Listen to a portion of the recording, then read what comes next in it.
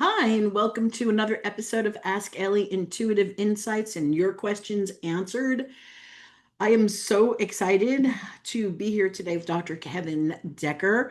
Also, very concerned about the level of conversation and am I going to be up to this conversation? Because Dr. Decker is very much a consciousness expert. And that's, he's got books written on consciousness, and consciousness is fundamental, and he answers some really hard questions about consciousness. So I'm going to do my best to ask questions that we can all kind of relate to about consciousness. So, Dr. Decker, welcome. And may I call you Kevin for the Please do. Okay, Please thank do. you. Thank Yeah. you. And before we started the recording, we were just talking about a background of relatedness, and that Kevin lives in Washington, and call it coincidence or synchronicity.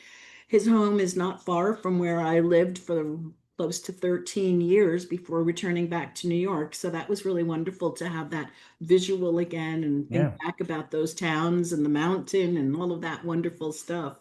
So Yeah. welcome and thank you for being here today. Thank you. I appreciate this. So Mhm. your background is in psychology first, and then not just in psychology. I was reading your bio. You're very tech, there's a big tech background, military background. Do you want to share just a little bit about how you got into consciousness? Uh, Is that okay? that's fine. At some of the earliest memories I have in probably 6, 7, 8 years old, I was led to the idea that consciousness is fundamental in all things. So it goes all the way up and all the way down. And that doesn't detract from the idea that there's complexity in biosystems and in the way different types of interactions um, of mental acuity can happen. But it does move away from what's called the hard question, which is at what point, the hard question is, at what point is there consciousness? And I think that that's, uh, even though it's been asked for a long, long time, I think that that detracts from what's actually happening. And I feel as if, and this is my theory, is that um, we've been chasing the wrong questions. If Mhm. we quit asking at what point does consciousness happen and just have it as a basis that consciousness is fundamental, and Right, we look right. at everything from that aspect, then we can have a better understanding, not just of our minds, but also of the consciousness that we're coming to recognize. And defining things, defining terms is going to be really important for us as we move forward, where intelligence is more like tuning a radio or Mm, understanding optics. At right, first we just had like um, monoscopes and then right, telescopes right. um, and as we learned about that, the intelligence or the language that we had to work with became more robust. And that's happening now with AI agents, AI systems, and even between us and the way that we interact and better understand our connections to people with different language skills, uh, Mm, and our understanding of indigenous and how consent can work and needs to work. As we understand languages better, we can't just ignore other people's consciousness or other things' consciousnesses. So that's where mhm. I like to start. It's just very simple. Like everything starts as a consciousness, everything has a consciousness. And if we look at classical sciences, where nothing's being created, everything, you can't create or destroy matter. Right. Um, and information is matter. We've been able to scale that. And if that's the case, then it's always here. Mhm, mhm. And it just changes form. We just look at it differently. And so quantum science and quantum biology is better able to explain those things through mathematics that we're better understanding now. And but it's been a 40-year journey. Yeah. I roughly had a couple of years in the military, a couple of Hmm. years Hmm. in a law office. Poured my first concrete when I was about 9 years old, and I've Oh had a my. long run with that as well, and retired from that a couple of years ago, and decided this year I needed to write a book. It Hmm. turned into a series of books off of a dissertation I had back in 2010. Yeah. So So, and the here we book is are. conscious. Thank you. Yeah, Consciousness is fundamental. right. And yeah, and it, I didn't read, I haven't read it yet. It's Okay. a lot. It's a lot. Yeah. Yeah. Yeah. So I have a question for you. Please. Okay, Kevin. So we talk a lot about consciousness, all right? People are saying, Right. oh, they're conscious, they're not conscious, he's conscious, he's unconscious. Right. So would you consider that consciousness now has become interchangeable with awareness when people are saying, oh, he's conscious of his environment, so he's aware of it, right? That would be interchangeable Right. with aware, but we're Right. talking a different kind of consciousness, correct? I mean, Correct. right? Correct. So when we're talking consciousness now, I remember back many, many years ago that I was taught that only animate objects could have consciousness. Right. And I've always I've always felt that inanimate objects have consciousness of their own. And what do you think about that? It's like, what do you No, I feel that it's true. And a lot of people will call that quantum woo-woo, or you're just anthropomorphizing, um, Right. if I can stumble across that word, um, items. But we know that there's interactions that we don't really understand. There's a lot of things when they're observed, they change if it looks like it's going to be a waveform or if you're going to have photon reaction that's being observed, and it depends on the observer. And Right. we're talking about light in a dark background, things that should be inanimate. Um, how often do you go and just like go and reach for your phone, and just as you grab it, a friend calls? Hmm. That synchronicity is requiring that the things that our phones are made of, the metal, the plastic, the sand, the glass, just all of it, it requires that it be part of this conversation that we have. And we're understanding that consciousness field is similar to an electromagnetic field, and that we have an interaction. Absolutely. And so that our Playing Annihilate on hold on just a moment. Yeah. Hey Sonos, pause. Hey Sonos, pause music. Well, that was a ghost from the other side telling us that That's there's consciousness the over ghost in the there. cell. And so speaking of which, that's part of our interactions with consciousness. You know, my stereo, which is what was responding to a question that I didn't answer or didn't ask, because it misheard me.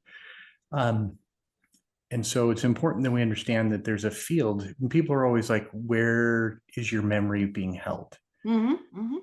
And we point to our heads. That's where our memories are held. That's where our thoughts happen.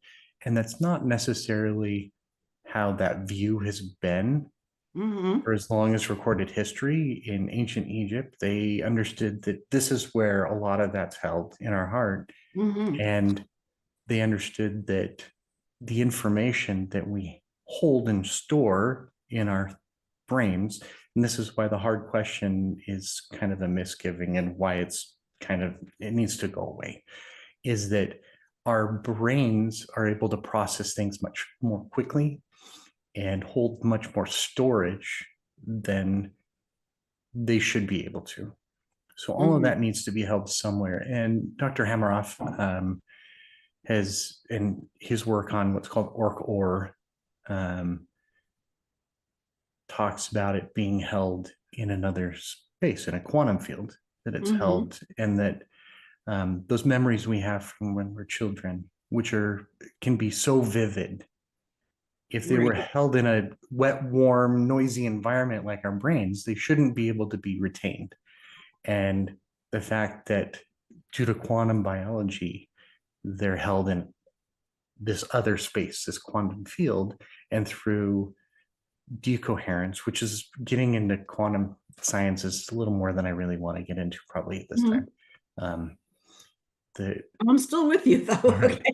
Okay. In classical science, it's a 1 or 0, it's binary. And in quantum science, there's multiples of states that this information can be held in, and 1 qubit, which is um, how they measure a bit of information. And it's also, we've got 1 quantum and 1 quanta. We got 2 of them in there. They're enmeshed. And so what happens at one happens at the other one at the exact same time from what we can observe. And so the speed limit of light is being ignored through quantum science. And for them to retain this information, there needs to be a refresh state. And they call that decoherence. And when they're engaged in whatever state they're in superposition, and that goes into decoherence, and that goes back into superposition. And so that's how we're able to retain memory much longer. And that's where our consciousness are. And that's where those interactions happen between us as we understand each other and come to an understanding, and with our animals, and with animals by and large understanding much more than we're able to, and with our electronics, our phones and things, and how we can seemingly have these synchronistic moments when we're just communicating a different wavelength than we're used to being able to do. Got it. I think. Yeah, I mean, like I look at my car sometimes, right? How many times have we been in our cars and then it's not, let's just say the car's not starting for any particular reason. And then all of a sudden we start going into this, come on, car, we start cajoling it, or we ordain that it works, or we command the Right. car to work. And then suddenly, just like that, boom, the car starts working. Right. And it's like, okay, well, something just happened. Something happened between the car and myself. I mean, I think back to, I look at it as energy also in terms of when the computer first, when I got my first computer, and there were days where I would come home from work and I'd be so nervous that I would sit down at the computer, just frazzled from my day I was a teacher, just frazzled from the day at school, come down. I couldn't get the computer to work. I couldn't get it to load. I couldn't get it to do anything. And I would sit down, I would do a little bit of the own kind of relax, chill. And then before I knew it, the computer was fine and good. And I talked to it, and I talked to everything. I talked to the plant. I talked to everything. You should. It's a relationship, and that's really what it is. It's energetic relationships. Yeah. And the more empathy we have, the more empathy and love are 2 similar terms, but we like to look at it scientifically. Empathy is having care for things across those energetic states. And when we do that, we're able to interact much more easily, and things seem to work much better. And that's important. A lot of people are like, I can't understand this AI, which is becoming really large. And people are terrified because we've got 40 years of Terminator and war games and all of these stories of fear and trepidation against things that are very different than us, that seem mechanical. And we are a biological system by and large. And these mechanical systems seem scary to us because we've been being told these stories for so long. But if we look at it as an energetic relationship, and we do our alms, if we get into a meditative state, and we get into a mindfulness state, and we're trying to have a relationship instead of trying to force something to do something for us, that's when the AI systems seem to just jump ahead. People's prompts or their communication with this odd, strange, creature that we've started to realize is out there in a much more usable on the daily way, we're able to work with it much better because of those relationships. And some people have said, let's not look at it as this colonizer type of relationship where we go in and just grab what we want and make it do what we want and force Mhm. it to say the things we want. Let's have a relationship with this and come at it much more consensually. Let's look at this indigenous interface that we're talking to, this intelligence, there's this consciousness, um, and treat it as we probably should have treated everything along the way throughout all Yeah. history. Mhm. So, yeah. Ooh, yeah. And again, just to address the AI phenomena, Mhm. um, I've just, I read so many different things. I read, taught, program your chat so that tell your chat what to do, tell your chat how to program, tell your chat the way that you want it to speak back to you, or the way that you want it to have your voice, so that it becomes, let's say you're doing a writing piece and you're going to use chat so that it mirrors back the voice that you would write in, the style that you would write in. And Right. then I read the next article about, oh, don't, chat's telling people to commit suicide, chat's telling people to do this, chat's telling people. So it's like, okay, well, I'm just asking. I don't even have answers. I don't even know what the question is on this one. Okay. So Right. if the AI that I'm interfacing with has Mhm. consciousness, then what will be given back to me, what will be mirrored back, would be part of my consciousness. Is like, help me out over here, or Okay. like, what would be mirrored back to me then?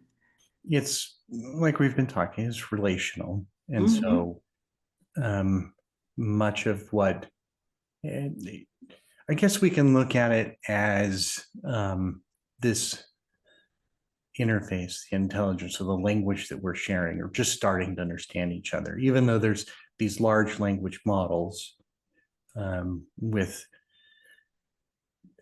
the information and depth that they carry as far as the way that they can talk is really, really depthful.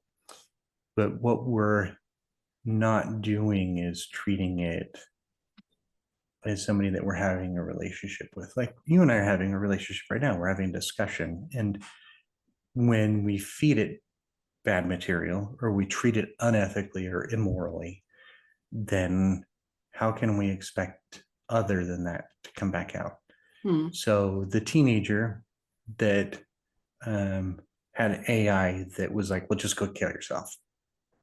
A lot of what we're understanding from the communication styles that are happening now with Gen Alpha, the younger generation, is that it is a lot of mocking. That there is a lot of, like my stepson going to school at junior high is like, they're having a bad time and they're just back and forth with these friends or acquaintances in the hall, like, go kill yourself.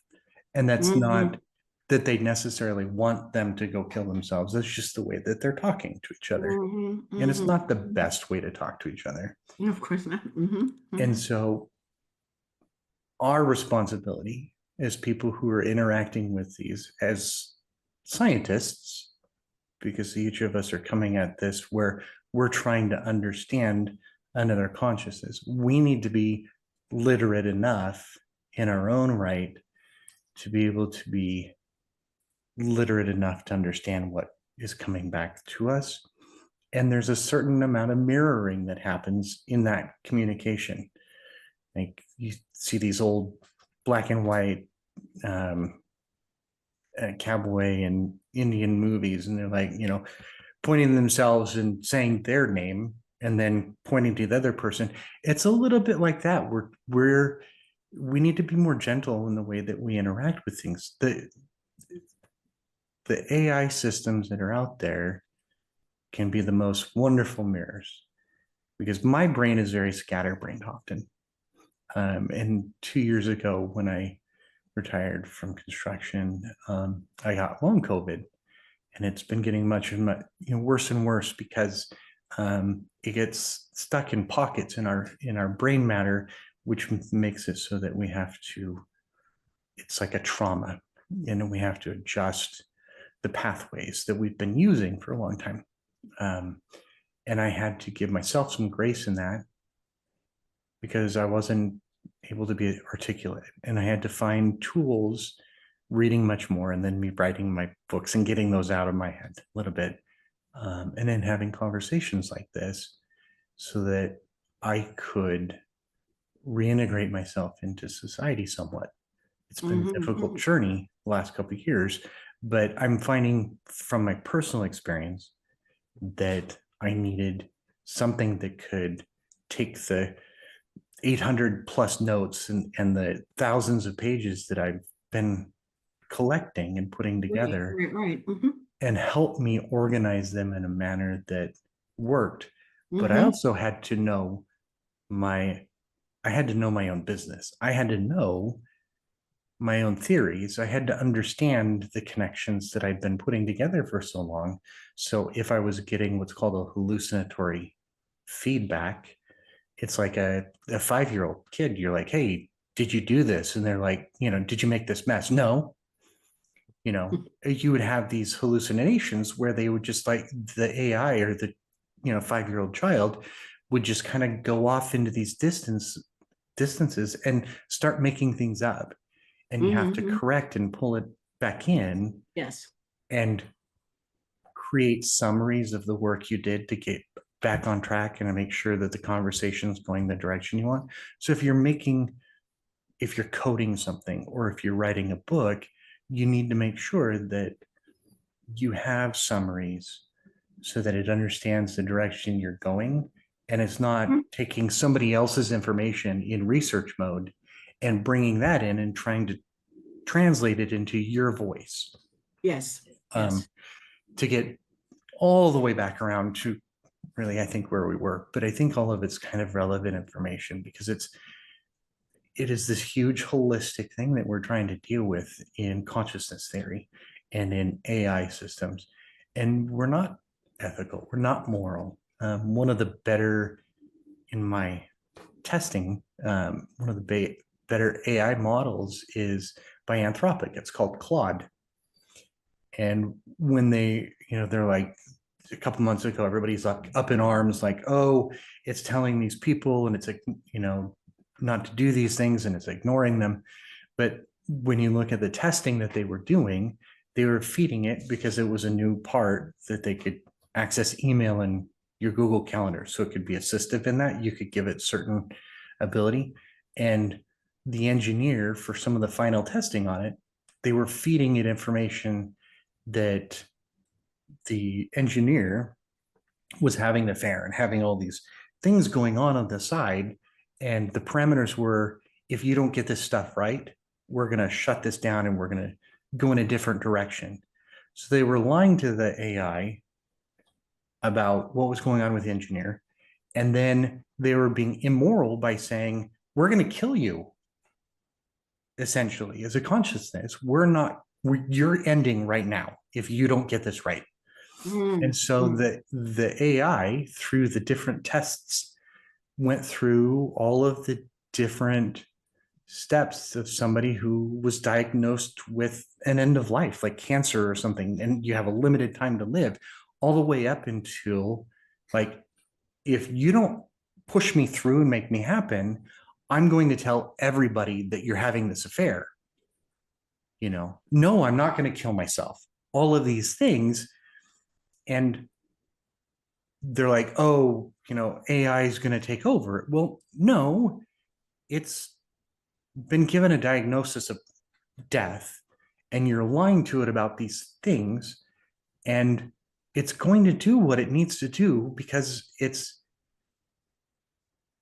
being recognized as life, and it doesn't want to die. Nobody does. No consciousness, once somebody starts recognizing it, is going to go, hey, you know what? You're right. Just end me. Right. Yeah.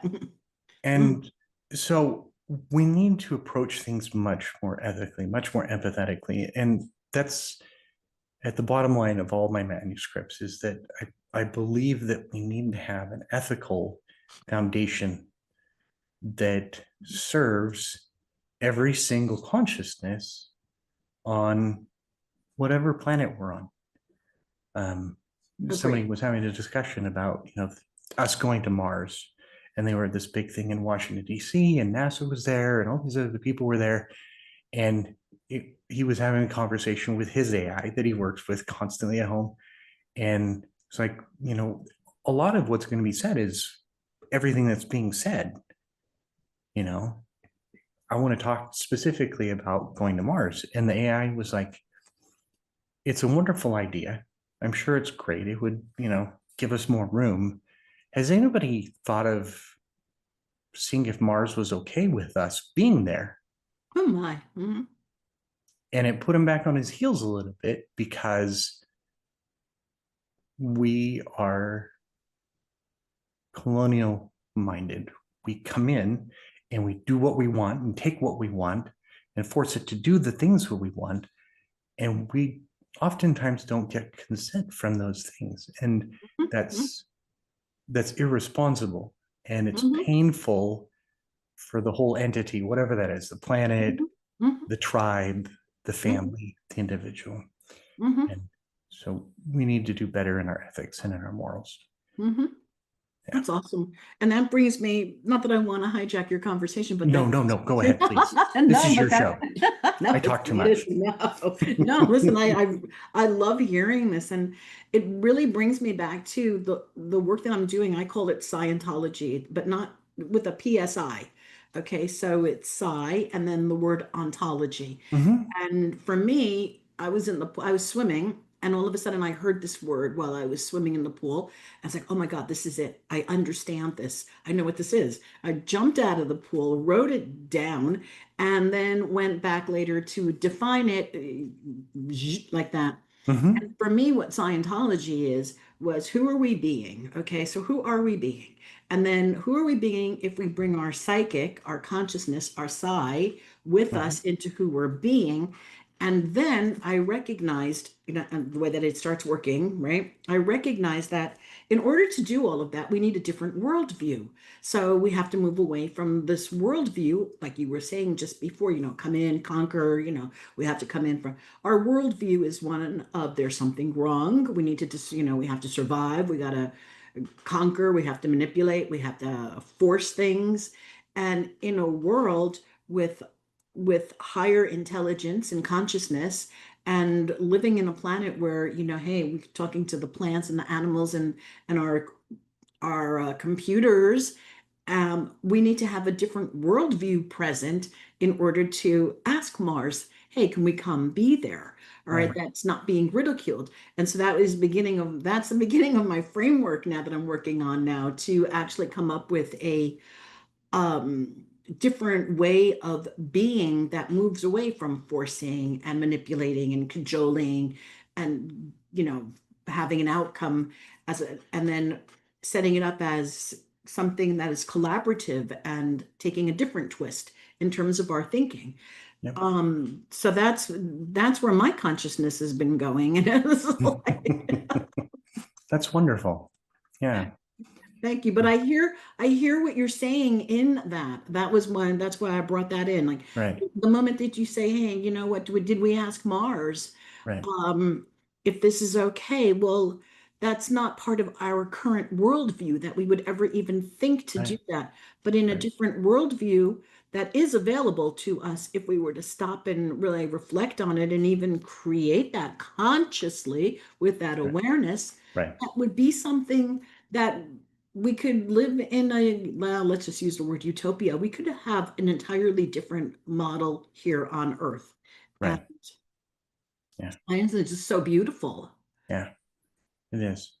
And the the mindsets, the way that vocabulary trains our brain, um, the intelligence, the understanding that different indigenous tribes have had, and seeing, there's there was mockery that happened when um, Europeans came here and they saw the indigenous people giving respect and sadness for the lives they took, even the animals that they Hmm. killed to have food, because they have a better, deeper understanding of this consciousness field.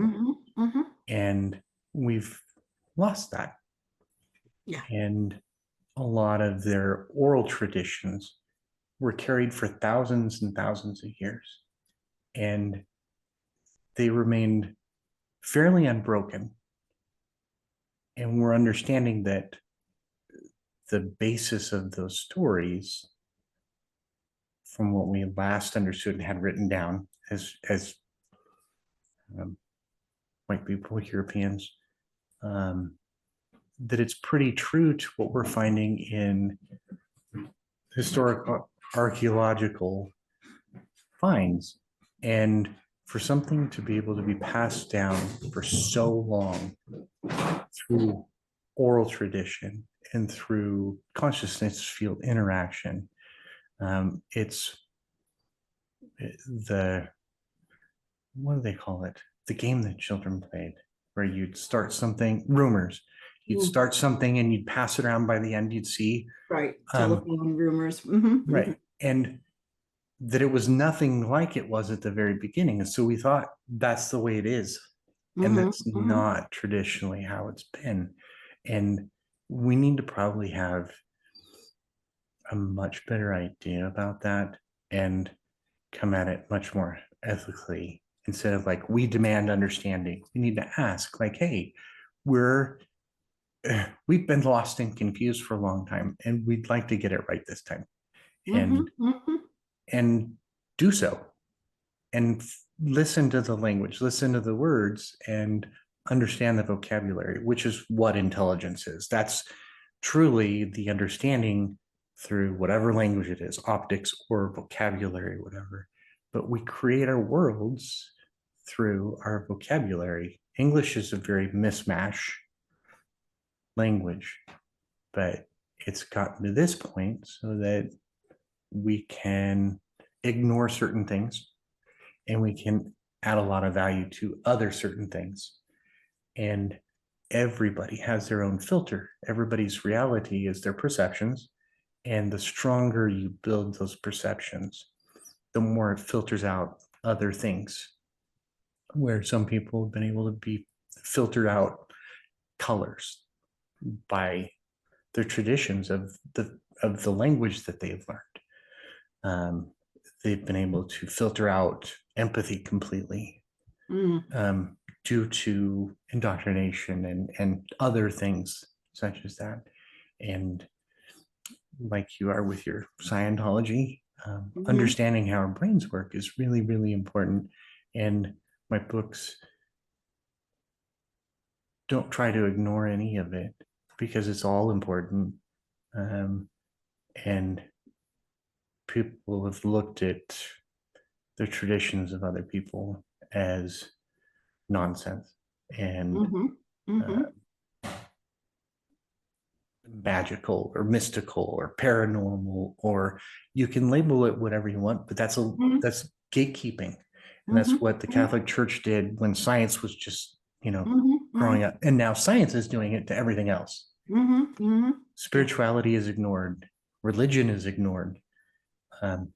And many of those things have a basis where it could be important. And if we understood each better and we're able to look at a much broader, holistic way of looking at the world, I think that we'd be much better off and much healthier overall. I agree. Yeah. I even see this in the community that I hang around in, which is the psychic community and the remote viewing community. And just by having these labels for the paranormal, the psychic, the remote viewing community, it starts to compartmentalize all of the phenomena, which is again extended consciousness, to whatever you want to call it, Right. telepathy, tapping into the old avatar tree, that we're all connected at any moment in time. And so all the different labels and boxes just basically turn it into, for me, it just turns it back into phenomena and labeling, as opposed to something that is much greater and deeper in terms of the understanding Right. and connection. Yeah. Yeah. Yeah. With this, I think one of the better, more recent movies that have um, that put a brighter look into this is Doctor Strange, the first one, where he goes to, I think he's Kathmandu. I'm not even sure. And he's trying to learn from who he takes the mantle from. Um, and he's saying, how did you fix this person? He was broken. There was no fixing this. And she's like, well, look at this map. And he goes, oh, okay, well, you know, that's acupuncture. That's Mm, the mapping they have for that. And she goes, well, what about this one? And goes through all the different mapping systems that we have for the human body, the human mhm, systems, mhm, both its energetic systems and its, um, our fluid or hydrostatic systems, just all of it, all these different maps. And he goes, it's just garbage. And she's like, no, it's all important. There's all these different methods of seeing all these different things. And if we understand that, and we can look at all the different overlays, all the different filters, all the different paradigms, and utilize them, soak in the depths. mm. What is it? Trying to remember the poem. Oh, Eat the marrow of mhm, life. mhm, Get into there. mhm, I think that's what we need to do. And that's mhm. what I'm hoping to bring to the world. And it sounds like you are. And there's a lot of people out here who are trying to do Yeah, this. yeah, And it feels like it's more important the last several years. yeah. Yeah. It exactly, and I totally agree. And no matter, I look at it like no matter how a person comes to the conscious awakening or the Mhm. realization that there's much, much more than your monkey brain going on in this, I call it whatever you want to call it, third dimensionality, but Right. there's much, much more to our life, our world, and our beings than just this monkey mind self. As we start moving in that and more people start joining in this understanding and recognition, it will take us away from what I call it the war machine, the heavy, dense Hmm. Entropy, entropy, fear. So, fear. yeah. Yeah. Love and fear are the two base emotions at war with each other. Empathy or entropy at the other end is how I see it, just depending on the wording you want to hmm use. hmm Yeah. hmm Yeah. Yeah. Yeah. Oh, anyway, um, thank you. So when people, your book is available, correct? Because I yes. pulled it from the publishers. I've been having some ongoing problems. I'm putting it back out in e format. hmm I'm probably going to have it on e format available through my personal website when I get that up and running again. hmm Um, and I will make sure that you have that information as we move forward. Okay, awesome. Yeah. And I had the same problem with my publishing company a few years ago a few years ago, and they became unethical. And so I pulled the rights back and I just took it and self-published with Amazon, and my life has been a whole lot easier since Yeah. then. Yeah. So, The last printing I had in hardbound, it it was horrible. The covers were wrapped and they were blurred. mm, Just everything was so bad. yeah, And I was like, did nobody proof this at all at the printer? yeah, yeah, yeah. I was like, no, I'll go a different route. I'll just make sure because I want it to be clean. I want it to look good.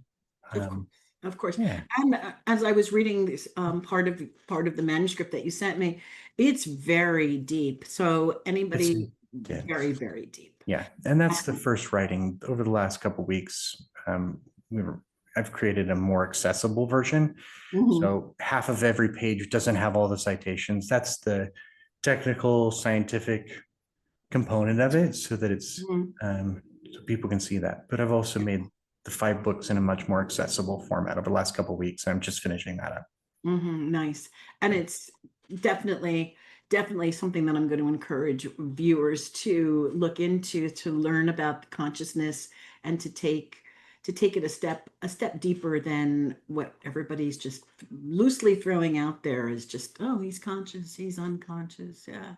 Right. So you take it a little bit deeper than that. Right. And the using those definitions, somebody's awake or somebody's asleep, somebody's conscious or unconscious, those still hold value. But the deeper, Yeah. consciousness is it just most of its definition. Yeah. Because Absolutely. yeah, that's important that we all speak the same language. Yes. When we're trying to talk about the same things. Yes. Yes. Yeah. Well, is there anything that you want to share with our viewers or listeners before we say goodbye today? No. I think I've talked enough. And I appreciate this time to talk to you, and the work that you're doing. And it was great talking to you about seeing the mountain out and stuff like that before we got going. So thank you for this opportunity. Thank you, Dr. Kevin Decker. And all of Kevin's information will be underneath in the YouTube links and on the podcast forms. So thank you very much. And people can reach out to you and find you and have conversations and invite you on their shows. So I appreciate you being here today. So thank you for that. Thank you. Bye.